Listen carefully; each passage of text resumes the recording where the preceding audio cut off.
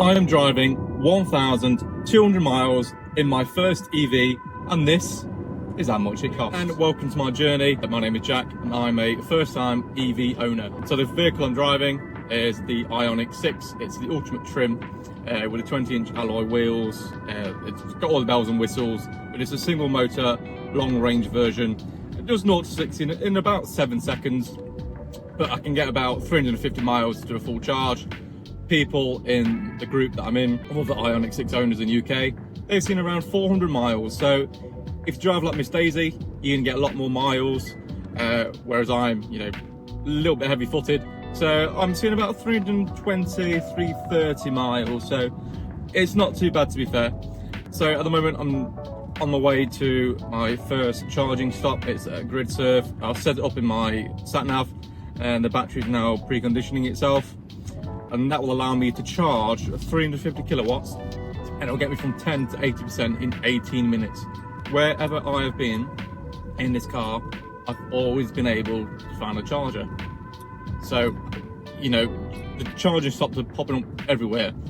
Tesla are now opening up their chargers, so a lot of non-Tesla owners can charge at their stops. I did that yesterday. That was flawless, no issues at all. Straightforward in the app.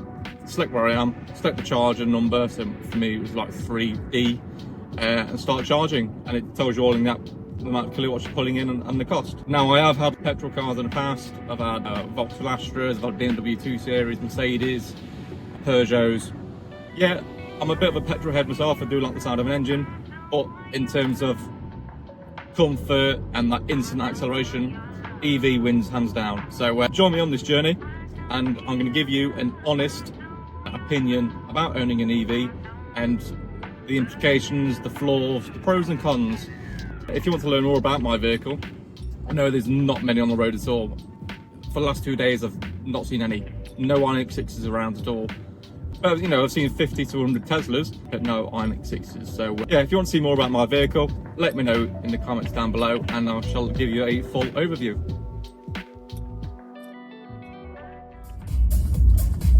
So as you see there, signposting to Gridserve, and that's who I'm charging with today. It looks like most of them are empty, to be fair. Yeah, just a few EVs charging, but not many at all. So that was a little bit more difficult. Unfortunately, Gridserve didn't accept either one of my cards.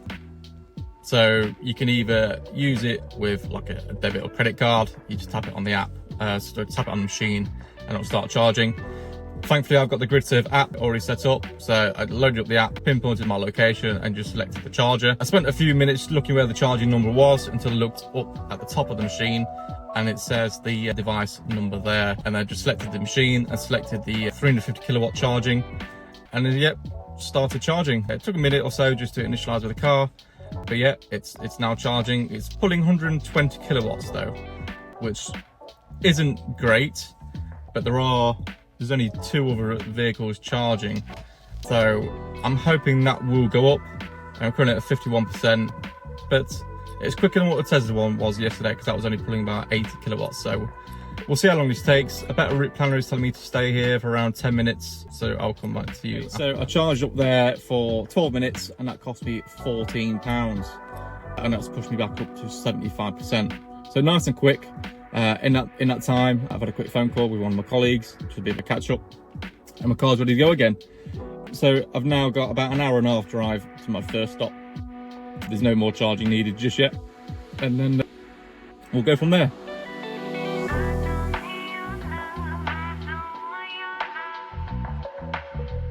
One thing I really like about the Ioniq 6 is called Highway Driving Assist version 2.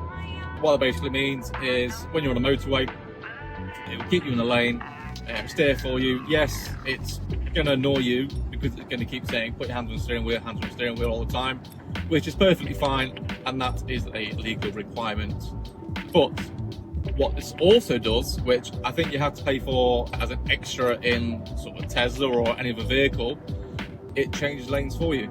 So what it does, it uses the 360 cameras around the car. If you indicate you want to change lane, it will then determine the distance between the vehicle in front and the vehicle behind you, and it will say whether or not it's safe to move over. If it is, the car will just steer over for you, and it will keep you perfectly centre of the lane you're moving into.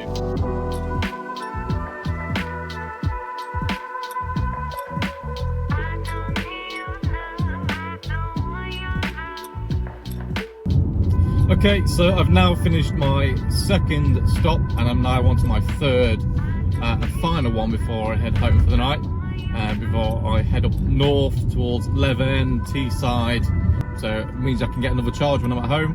I can take that charge full tonight and that should cost me around £4. Okay, so I've now finished for the day. My final stop was at Bury St Edmunds and I'm now on my way back to Nottinghamshire.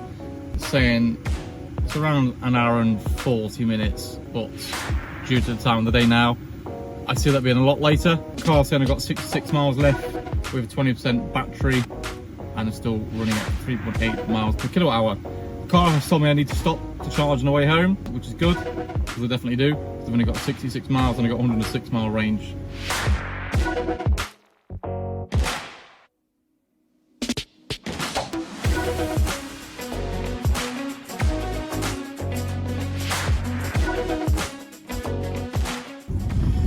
Okay, so it looks like my car is telling me that I need to charge at a BP Pulse. Now, they are on the more expensive side of things, but again, I'm only going to need to charge it for around 10 minutes to give me enough miles to get home, where then I can charge it to full for about £4. So, you know what, I don't mind spending the extra bit of money to get quick supercharging, get me home, and I could chill out for the rest of the night then, and ready to go again in the morning.